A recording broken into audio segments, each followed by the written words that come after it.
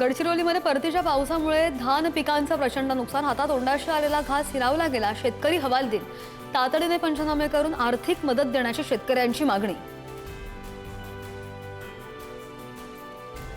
केसलवाडा इथं 2.5 एकरामधील धान पीक जंगली डुकरांनी फस्त केलं. वनविभाग लक्ष देईना. शेतकऱ्यांवर आर्थिक संकट. नाशिकमध्ये पावसाने विश्रांती घेतली आहे, मात्र त्याने माजवलेल्या हाहाकारामुळे लाखो हेक्टरवरचं पीक, फळबागा उद्ध्वस्त. नैसर्गिक आपत्तीमुळे बळीराजा देखील देशोधडीला.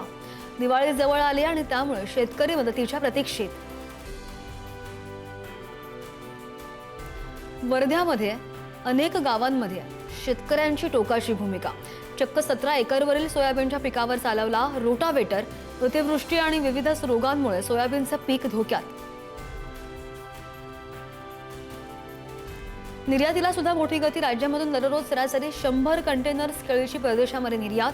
केळी उत्पादक शेतकऱ्यांमध्ये उत्साहाचं वातावरण. लिंबाची बाजारामधील आवक मागील काही आठवड्यांपासून कमी. प्रमुख बाजार समित्यांमध्ये लिंबाला प्रति क्विंटल 3000 ते 4000 रुपयांच्या दरम्यानचा दर, तर किरकोळ बाजारामध्ये 30 ते 50 रुपये प्रति किलोचा दर.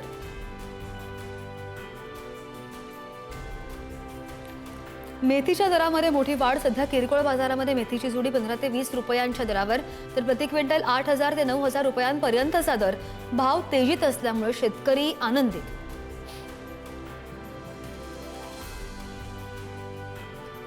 शेवग्याच्या शेंगांचे दर बाजारामध्ये आजही तेजीमध्ये आहेत. मागणीच्या तुलनेमध्ये आवक कमी आहे. सध्या प्रमुख बाजारांमध्ये शेवग्याला 5500 रुपये ते 8500 रुपये प्रति क्विंटलचा दर. किरकोळ बाजारामध्ये शेवग्याला 100 ते 120 रुपये प्रति किलोचा दर. मक्याच्या उत्पादनामध्ये वाढ होण्याची शक्यता. बिहारसह इतर राज्यांमधून सुद्धा मक्याची आवक वाढती असल्यामुळे दरांवर दबाव निर्माण. मक्याचे दर वाढावेत यासाठी इथेनॉल निर्मितीमध्ये मक्यांचा वापर वाढवणं अपेक्षित. अनेक बाजारभावांमध्ये मोठी घसरण झाली आणि त्यामुळे दर नरमल्याचं पाहायला मिळते. प्रमुख बाजारपेठांमध्ये सोयाबीनचा सरासरी 4000 ते 4200 रुपये प्रति क्विंटलचा दर.